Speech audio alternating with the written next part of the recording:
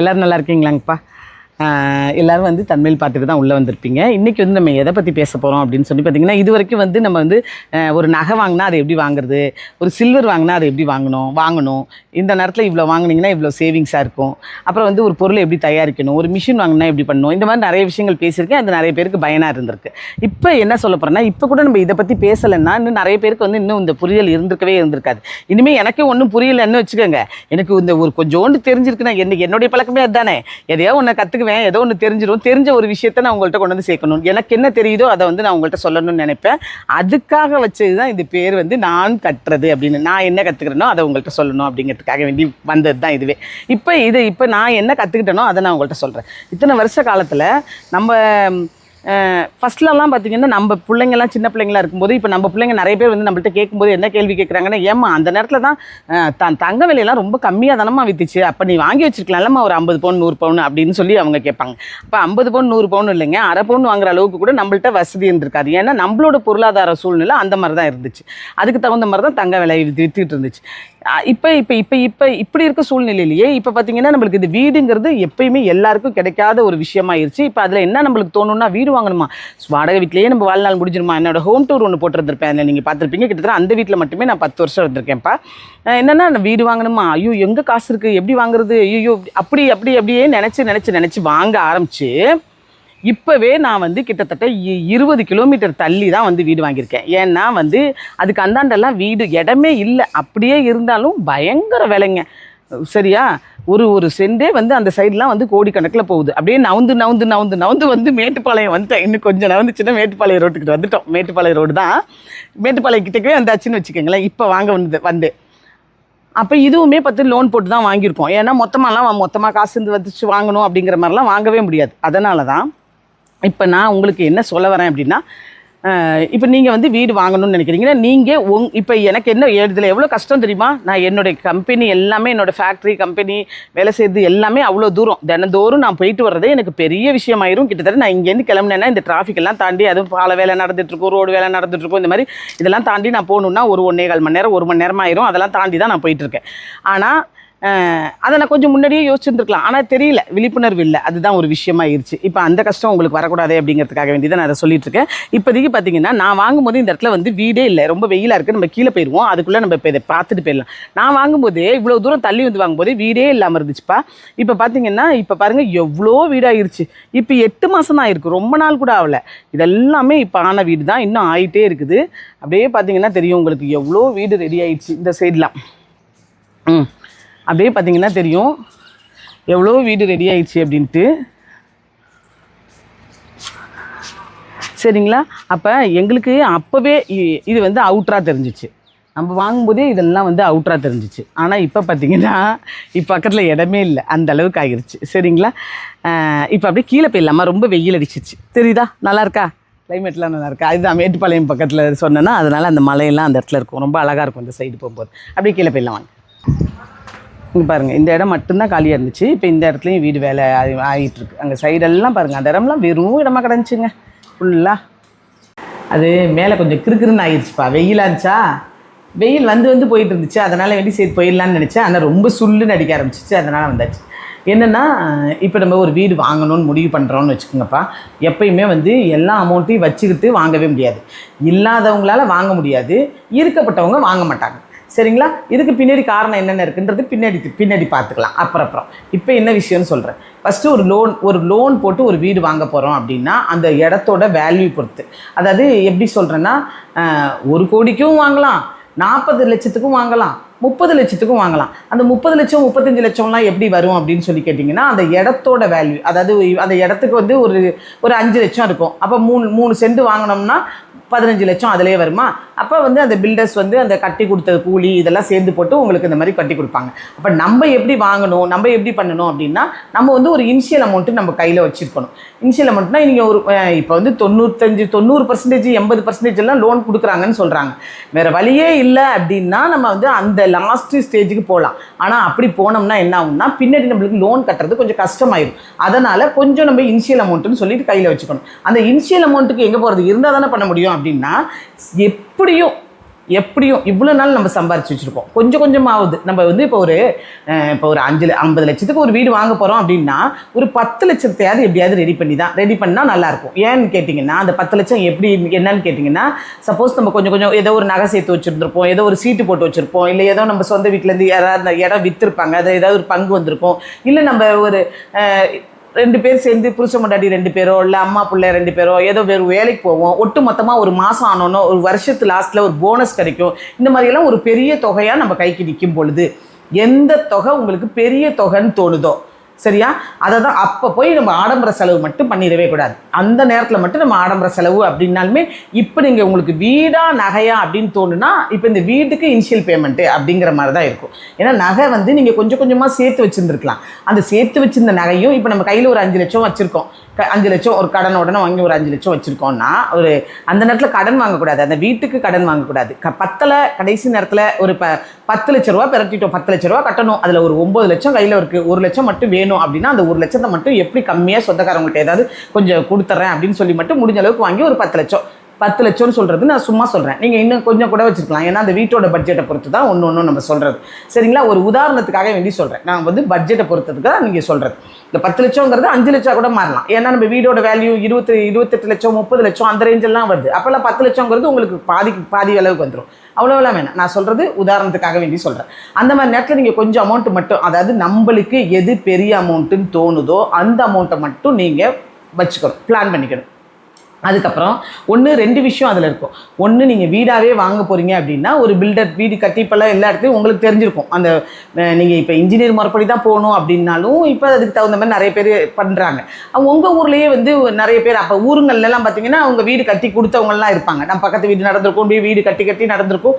அவங்க கொத்தனாரே எத்தனை மண்டபம்லாம் கட்டியிருக்காங்க, அந்த மாதிரிலாம் நிறைய வீடுகள் நடந்திருக்கும். உங்களுக்குன்னு ஒரு பிளான் இருக்கும். இடத்த மட்டும் கூட நீங்கள் வாங்கி போட்டு வச்சிடலாம். இல்லை உங்கள்கிட்ட இவ்வளோதான் காசு இருக்குன்னா நீங்கள் அந்த இடத்துக்கு ஃபஸ்ட்டு லோன் போடலாம். அந்த இடத்த மட்டும் லோன் போட்டுட்டு இப்போதைக்கு நம்ம, ஏன்னா இடத்தோட வேல்யூ தான் ரொம்ப ஜாஸ்தியாக போயிடுது, அதை வச்சு தான் வந்து வீட்டோட வேல்யூ இன்க்ரீஸ் ஆகுது, அப்புறம் மெட்டீரியல் காசு இதெல்லாம் இன்க்ரீஸ் ஆகிடுது.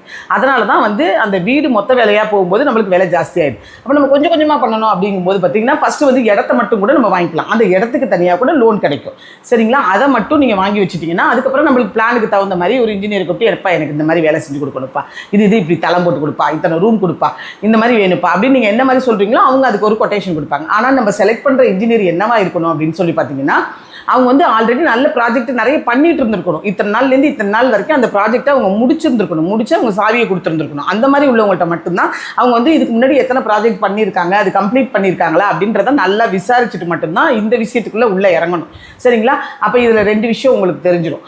நம்ம எப்படி கொஞ்சம் காசு சேர்த்து வச்சுருக்கோம், இவ்வளோ தான் நம்மள்ட்ட அமௌண்ட் இருக்குது, இப்போ இந்த நேரத்தையே விட்டாலே, இந்த காசை செலவு பண்ணிட்டாலே, இப்போயே வாங்கலைன்னா மறுபடியும் நம்ம எப்போ வாங்க முடியும், இந்த மாதிரி எல்லாம் மட்டும் நீங்கள் யோசிச்சுட்டிங்கன்னா போதும், சரிங்களா. சரி, ஓகே. இப்போதைக்கு நம்ம வந்து ஒரு வீடோ இல்லை ஒரு இடமோ வாங்குறது அப்படின்னு சொல்லி நம்ம பிளான் பண்ணிட்டோம் அப்படின்னு வச்சுக்கோங்க. எப்படி நீங்கள் பிளான் பண்ணிட்டீங்க, நம்ம வந்து ஒரு இனிஷியல் பேமெண்ட் கொடுத்து நம்ம வந்து உள்ளே போயாச்சு. இதில் 2 விஷயம் நடக்கும்.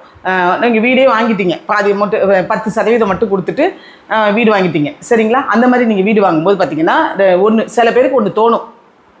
என்ன தோணுன்னா, நம்மளுக்கு வந்து இல்லைப்பா, ஐயோ நம்மளுக்கு எதுக்கு கஷ்டம், நம்ம எதுவுமே பண்ணலைனாலும் பரவாயில்ல, நம்ம பிள்ளைங்களுக்கு கஷ்டத்தை கொடுத்துட்டு போயிட வேண்டாம், நம்மளுக்கு அப்புறம் நம்ம பிள்ளைங்க எப்படி இந்த லோனை கட்டுவாங்க, இந்த பயம் பெற்றவங்களுக்கு எல்லாருக்குமே இருக்க வேண்டிய பயம்தான் கண்டிப்பாக. ஏன்னா நம்ம பிள்ளைங்களாவே பார்க்குறோம், நான் இருந்தால் தான் என் பிள்ளைங்க நல்லா இருக்கும், நான் இருந்தால் தான் என் பிள்ளைங்க பார்த்துக்கும், நான் இல்லைன்னா என் பிள்ளை என்ன பண்ணும், இப்படி சொல்லி அது நல்ல திறமையாக தான் இருக்கும். ஆனால் நம்ம மட்டும்தான் அப்படி நினச்சி பயந்துகிட்டே இருப்போம். அந்த மாதிரி இருக்கும் பட்சத்தில் நம்ம என்ன பண்ணலாம்னா, நம்ம லோன் போட்டு நம்ம கட்டுற வீட்டுக்கு நம்ம இன்சூரன்ஸ் ஆப்ஷனே இருக்குது. அதில் வந்து எனக்கு வந்து நான் வீட்டோட சேர்ந்து நான் இன்சூரன்ஸ் போட்டுக்கிறேன், வீட்டு லோனுக்கு நம்ம வந்து இன்சூரன்ஸ் போட்டுக்கிறேன் அப்படின்னு சொல்லி நம்ம இன்சூரன்ஸ் போட்டுட்டோம் அப்படின்னு வச்சுக்கிங்கன்னா அதெல்லாம் வந்து சொல்லுவாங்க, எவ்வளோ வீடு, அதுக்கு எவ்வளோ இன்சூரன்ஸு, இதெல்லாமே நம்ம சொல்லுவாங்க. அதாவது நீங்கள் இந்த பயம் உங்களுக்கு இருந்தால் மட்டும்தான் சொல்கிறேன், சரிங்களா. பயம் இல்லை, இவ்வளோ தான் அமௌண்ட்டு, இவ்வளோ தான் கட்டணும், இவ்வளோ அமௌண்ட்டு கொடுத்துருக்கோம், நீங்கள் வந்து நான் வந்து மினிமம் அமௌண்ட்டை தான் சொல்லியிருக்கேன், நீங்கள் உங்கள்கிட்ட இல்லாத பட்சத்தில் மினிமமாக நீங்கள் கொஞ்சமாக கொடுத்து பண்ணிக்கிங்கன்னு சொல்கிறேன். ஆனால் நீங்கள் வீடு வாங்கும் பொழுது முடிஞ்ச அளவுக்கு அந்த 90% 85% லோனுக்கே போகாதீங்க. உங்கள் கையில் காசு இருந்தால் எவ்வளவு இருக்குதோ அதை கொடுத்துட்டு மிச்சத்துக்கு வந்து லோன் போட்டுக்காங்க. ஏன்னா நீங்கள் அந்த வட்டி விகிதம் ரொம்ப பெரிய அளவுக்கு வந்து நிற்கும். சரிங்களா? அப்போ நம்ம எவ்வளோ தான் கட்டிகிட்டே இருந்தோம்னாலும் கொஞ்சம் தான் குறையும். நிறைய பேர் வந்து இதில் வந்து நம்ம அப்படியே இதுதான் இத்தனை வருஷம் இருக்கே, இன்னும் தான் 10 வருஷம் இருக்கே, இன்னும் தான் 20 வருஷம் இருக்கே, இன்னும் 15 வருஷம் இருக்கே, இப்படி சொல்லியே அந்த வட்டி மட்டும் குறையாமல் அசல்லையே வட்டியே கட்டியே நிறைய வீடு வந்து மூழ்கிருச்சு. சரிங்களா?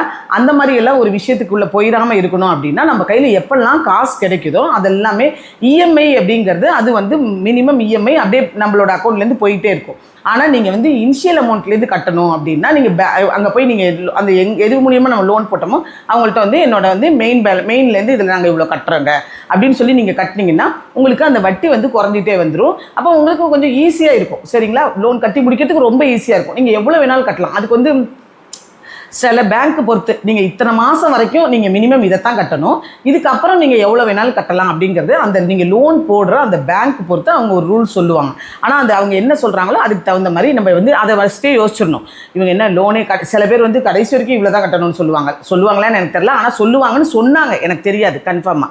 ஆனால் இந்த மாதிரிலாம் சில பேர் வந்து பயமுறுத்திருக்காங்க. ஆனால் அதனால் அப்படியெல்லாம் இருக்கிறதுக்கு வாய்ப்பே இல்லை. இத்தனை வருஷம் நீங்கள் கட்டியே ஆகணும் அப்படின்னு யாரும் சொல்ல மாட்டாங்க. நம்ம வந்து நல்ல புரிதலோட நம்மளுக்கு இது ஓகேவா, இந்த மாதிரி நம்ம இவ்வளோ நாளில் கட்டி முடிச்சிடலாம், கொஞ்சம் சேர்த்து கட்டலாம், இதில் முன்ன பின்ன வரலாம். ஆனால் நம்ம பிளான் பண்ணும்போதே கொஞ்சம் கரெக்டாக இவ்வளோ கொஞ்சம் சேர்த்து கொஞ்சம் கட்டிட்டு வந்துட்டோம்னா நம்மளுக்கு லோனோட அமௌண்ட்லேருந்து குறையும், அதாவது மெயின்லேருந்து குறையும். அப்போ உங்களுக்கு வட்டியும் குறைஞ்சிரும். சரிங்களா? ஏன்னா அதில் அங்கே வந்து நம்ம போட்டிருக்க அந்த 75,000 50,000 75 லட்சம் 50 லட்சம் 60 லட்சம் அதுலேருந்து நம்ம கட்டும்போது பார்த்திங்கன்னா அது குறையவே குறையாது, மெயின் அப்படியே நிற்கும். இப்போ எனக்கு இந்த ரிஸ்கெல்லாம் வேணாம் அப்படின்னு சொல்லும்போது மட்டும்தான் நம்ம வந்து நீங்கள் இது போட்டுக்கலாம், இன்சூரன்ஸ் போட்டுக்கலாம். ஏன்னா சப்போஸ் நம்மளுக்கு ஏதாவது ஒன்று ஆயிடுச்சுன்னா, இப்போ வீடு வாங்குறவங்கலாம் ஏதாவது ஒன்று ஆகலை, சப்போஸ் எங்கேயாவது ஒரு பயம் வந்துடக்கூடாது அப்படிங்கிறதுக்காக வேண்டி நம்ம இன்சூரன்ஸ் போட்டுக்கிட்டோம் அப்படின்னா அந்த பயம் நம்மளுக்கு இல்லவே இல்லை. ஏன்னா இது வந்து என்ன ஆகுதுன்னா அந்த அந்த உங்களோட லோனை அந்த கம்பெனியே கட்டி அதுக்கப்புறம் அந்த லோன் முடிஞ்சோன்னே வந்து வீட்டை வந்து சப்மிட் பண்ணிடுவோம் அப்படின்ற மாதிரி சொன்னாங்க. எனக்கு தெரிஞ்சதை தான் நான் உங்கள்கிட்ட சொல்லிட்டு இருக்கேன். சரிங்களா? இதில் ஏதாவது மாற்று கருத்து இருந்துச்சுன்னா கண்டிப்பாக கமெண்ட்ஸில் சொல்லுங்கள். அதுவும் எனக்கு மட்டும் இல்லை, இன்னும் மிச்ச பேருக்கும் உபயோகமாக இருக்கும். ஏன்னா நானும் இப்போ தானே ஆரம்பிக்கிறேன். ஏன்னா எல்லோரும் சொன்னதை வச்சு, இவங்க எங்கள் சைடில் சொன்னதை வச்சோ இல்லை நான் லோன் போட்ட இடத்துல சொன்னதை வச்சோ சொன்னதை வச்சு நான் உங்களுக்கு சொல்லியிருக்கேன். இதில் இல்லை சிஸ்டர், நீங்கள் இந்த மாதிரி சொன்னது இதில் வந்து இது வந்து சரியில்லை அப்படின்னு சொன்னால் நீங்கள் அதை சொல்லுங்கள். நம்ம வந்து அதை வந்து நானும் தெரிஞ்சுக்குவோம், அடுத்தவங்களும் தெரிஞ்சுக்கிறதுக்கு வாய்ப்பாக இருக்கும். சரிங்களா? அப்புறம் என்ன விஷயம், ஆமாம், இது மாதிரி நீங்கள் பண்ணிட்டீங்க அப்படின்னா நம்மளுக்கு வந்து ஈஸியாக இருக்கும், வீடு வாங்குறதுக்கு ஈஸியாக இருக்கும், லோன் சீக்கிரம் அடையிறதுக்கும் ஈஸியாக இருக்கும். ஏன்னா இப்போ நம்ம இப்படி வாங்கலை அப்படின்னா பின்னாடி நம்மளால் அதை வாங்கவே முடியாது அப்படிங்கிற ஒரு விஷயந்தான். அதுக்கு மேலே நம்ம லோன் கட்டிட்டோம் அப்படின்னா ஒன்றுமே பயப்படுறதுக்கே வேண்டியதே இல்லைங்க. ஏன்னா வேல்யூ இன்க்ரீஸ் ஆகிடுச்சு இல்லை, நம்ம கட்ட நம்மளுக்கு வேல்யூ இன்க்ரீஸ் ஆகிட்டு தான் போகும். ஏன்னா அப்போவே வந்து நம்ம வாங்கும்போதே இப்போ நீங்களே பார்த்தீங்க, நான் அன்னைக்கு வாங்கணும்னு நினச்சேன், இப்போ இன்றைக்கி வந்து இங்கே வந்து இவ்வளோ தூரம் தாண்டி வந்து தான் வாங்க முடிஞ்சிருக்கு. அப்போ நீங்கள் இன்றைக்கி வாங்கணும் அப்படின்னு நினச்சிங்கன்னாவே இனிமே தான் பிளானே பண்ண போகிறோம் அப்படின்னா கோயம்புத்தூர் அப்படிங்கிறது எங்கே வந்துடும்னா மேட்டுப்பாளையமே வந்துடும். இப்போ மேட்டுப்பாளையத்துக்கு முன்னாடி தான் நான் இருக்கேன், இது மேட்டுப்பாளையத்தை தாண்டி ஊட்டியே போனாலும் போயிடும்னு வச்சுக்கோங்களேன். அந்த அளவுக்கு தான் போயிட்டுருக்கு. ஏன்னா இன்னுமே சில இடங்கள்லாம் பார்த்தீங்கன்னா உங்களுக்கு உங்கள் பட்ஜெட்டுக்கு தகுந்த மாதிரி எத்தனை சென்ட் வேணுமோ அத்தனை சென்ட்டுக்கு தகுந்த மாதிரி இவ்வளோ தான் வருது அப்படின்னா அந்த 1.5 சென்ட் 2 சென்ட் ஆனால் இதை நீங்கள் இப்படி யோசிக்காமல் விட்டோம் அப்படின்னா நம்மளுக்கு மொத்தமாக காசை சேர்த்துட்டு தான் வாங்கணும் அப்படிங்கிற மாதிரி ஒரு எண்ணம் இருந்துச்சு அப்படின்னா இப்போதைக்கு இது பண்ணவே முடியாது. அது மட்டும் நீங்கள் ஞாபகம் வச்சுக்கோங்க. ஏன்னா நம்ம காசு சேர்க்க மறுபடி விலையேற, காசு சேர்க்க மறுபடி விலையேற, அப்படி தான் ஒரு வாட்டி போய் நம்ம போன வாட்டி போய் நம்ம கேட்டுட்டு வந்திருப்போங்க. இப்போ நம்ம வீடு இப்போ கட்டிகிட்டு இருக்காங்கல்ல இந்த வீடுவே பார்த்திங்கன்னா முன்னாடி நான் வாங்கும்போது இருந்ததை விட இப்போ வந்து கிட்டத்தட்ட ஒரு 25% இன்க்ரீஸ் ஆகிடுச்சு வேல்யூ. சரிங்களா? அப்போ நம்ம நினச்சோம்னாலும் டக்குன்னு நம்ம நினச்சா வாங்க முடியாது, மறுபடியும் நம்ம சேர்த்து வச்சுட்டு வாங்கலாம், இன்னும் கொஞ்சம் காசு சேர்ந்துட்டோம் அப்படின்னு நினச்சோம்னா அது கூட இது காசு கொஞ்சம் சேர்ந்துட்டோம்னு நம்ம நினச்சோம்னா ஒரு வருஷம் கொஞ்சம் இன்னும் ஒரு 6 மாதம் போயிட்டோம் அப்படின்னு நினச்சா இந்த 6 மாதத்தில் நம்ம சேர்க்குற தொகையை விட 10 மடங்கு விலை ஜாஸ்தி ஆகிடுது. டக்குன்னு ஜாஸ்தி ஆகிடுது. எப்படி ஜாஸ்தி ஆகுது அப்படிங்கிறதே தெரியல. கேட்டால் வந்து வீடு விலையாக இருந்தாலும் சரி, இடத்தோட வேல்யூவாக இருந்தாலும் சரி, ஏதாவது ஒரு காரணம் சொல்லி டக்குன்னு விலை ஜாஸ்தி ஆகிடுது. அப்போ அப்படி நம்மளால் வீடு வாங்கவே முடியறதில்ல. சரிங்களா? அதனால் இப்போலேருந்து இதுக்கப்புறமாவது நம்ம பிள்ளைகிட்ட இப்போ கொஞ்சம் காசு சேர்த்து வச்சுருப்போம்ல, அந்த காசெல்லாம் வச்சு கூட எல்லாருமா சேர்ந்து இந்த ஒரு வீடுன்னு சொல்லி ஏதோ ஒரு படம் வந்துச்சுப்பா, ஏதோ ஒரு வீடு பற்றி ஒரு படம் வந்துருந்துச்சு, சரத்குமார் நடித்த படம். அந்த படத்தை நாங்கள் போய் பார்க்கும்போது எங்களுக்குலாம் ரொம்ப அழுகையே வந்துருச்சு. சரிங்களா, அப்போல்லாம் நம்மள்ட்ட வீடு இல்லைல்ல, அப்போ நம்மளுக்கு இந்த மாதிரி ஒரு வீடு கிடைச்சிராதா அப்படின்னு சொல்லிட்டு அவ்வளோ ஒரு அழுவையே வந்துருச்சு. அதனால தான் சரி, இப்போ நம்மளுக்கு எது எப்படியோ நம்மளுக்கு ஒரு இருக்கிறதுக்குன்னு ஒரு வீடு இருக்குன்னு தான் நாங்கள் இந்த லாஸ்ட்லேருந்து அந்த லாஸ்ட் வரைக்கும் போயிட்டு வந்துட்டுருக்கேன். எவ்வளோ கஷ்டமாக இருந்தாலும் பரவாயில்ல அப்படின்னு சொல்லிட்டு நான் இவ்வளோ தூரம் வரைக்கும் நான் போயிட்டு வந்துட்டுருக்கேன் ரிஸ்க் எடுத்து. ஆனால் நம்மளுக்கு என்றைக்கா இருந்தாலும் எதுவாக இருந்தாலும் ஒரே ஒரு சொந்த வீடு, சின்னதாக ஒரு ஓலை குடிசையாக இருந்தாலும் நம்மளுக்குன்னு ஒரு குடிசை இருந்துச்சுன்னா நல்லா இருக்கும்ல. அது நீங்கள் ஓலை குடிசையில் இருக்கீங்கன்னு யாரும் கேட்க மாட்டாங்க, சொந்த வீட்டில் இருக்கீங்களா அப்படிங்கிறது தான் கேட்பாங்க. ஓலை குடிசையில் இருக்கிறதும், ஓட்டு வீட்டில் இருக்கிறதும், மாடி வீட்டில் இருக்கிறதும் நம்மளோட வசதி பொறுத்து, நம்மளோட சூழ்நிலை பொறுத்து, நம்மளோட விருப்பத்தை பொறுத்து. சரிங்களா, ஆனால் நம்ம இருக்கிற இடம் நிம்மதியாக இருக்கணும் அப்படின்னா அது நம்மளோட சொந்த இடமா இருக்கணும். அதுக்காக வேண்டி நம்ம இப்போ தான் நீங்கள் எல்லோரும் நல்லா சூப்பராக பிஸ்னஸ் பண்ண ஆரம்பிச்சிட்டிங்க. ஆனால் அதுக்கு மெயினாக நீங்கள் ஒன்று மட்டும் பண்ணணும். நீங்கள் வீடு வாங்கணும் அப்படின்னு நீங்கள் நினைக்கிறீங்க அப்படின்னாலோ, இல்லை நீங்கள் எது வாங்கணும்னு நினைக்கிறீங்களானோ, உங்களோட அக்கௌண்ட் பேலன்ஸ், உங்களோட வரவு செலவு வந்து எல்லாமே அக்கௌண்ட்டில் தான் வரணும். ஏன்னா அந்த லோன் கொடுக்குறதா இருந்தாலும் உங்களோட டிரான்சாக்ஷன் பொறுத்து தான் கொடுப்பாங்க. உங்களோட எல்லாமே செக் பண்ணி தான் கொடுப்பாங்க. அப்போ நீங்கள் உங்களோட சேவிங்ஸ் எவ்வளோ, நீங்கள் எவ்வளோ உங்களுக்கு டிரான்சாக்ஷன் பண்ணிகிட்ருக்கீங்க, இந்த மாதிரியெல்லாம் பார்த்து தான் உங்களுக்கு அதில் எலிஜிபிலிட்டி வரும். சரிங்களா, அப்போ நீங்கள் ஃபஸ்ட்டு பண்ண வேண்டியது என்னென்னா, நீங்கள் ஃபஸ்ட்டு அக்கௌண்ட் மெயின்டைன் பண்ணுங்கள், கரெக்டாக அக்கௌண்ட் மெயின்டைன் பண்ணுங்கள். அதுக்கப்புறமா வந்து நீங்கள் வந்து இப்போ நம்ம ஒரு இடத்துக்கு நாங்கள் வந்து வீடு வாங்கலான்னு பார்த்துருக்கோம், நாங்கள் இந்த இடத்துல வீடு பார்த்துருக்கோம், இந்த பட்ஜெட் வருது அப்படின்னு நீங்கள் சொன்னீங்கன்னா, லோன் டிபார்ட்மெண்ட்டில் என்ன சொல்லுவாங்கன்னா, சரி நீங்கள் உங்களோட ஸ்டேட்மெண்ட் அனுப்புங்க, நாங்கள் செக் பண்ணிட்டு சொல்கிறோம் அப்படின்னு தான் சொல்லுவாங்க. அப்போ அதுக்கு ஸ்டேட்மெண்ட்டுன்னு ஒன்று இருக்கணும், அது அக்கௌண்ட்டில் கரெக்டாக மெயின்டைன் ஆகிட்டு இருக்கணும். அது ரொம்ப முக்கியம்.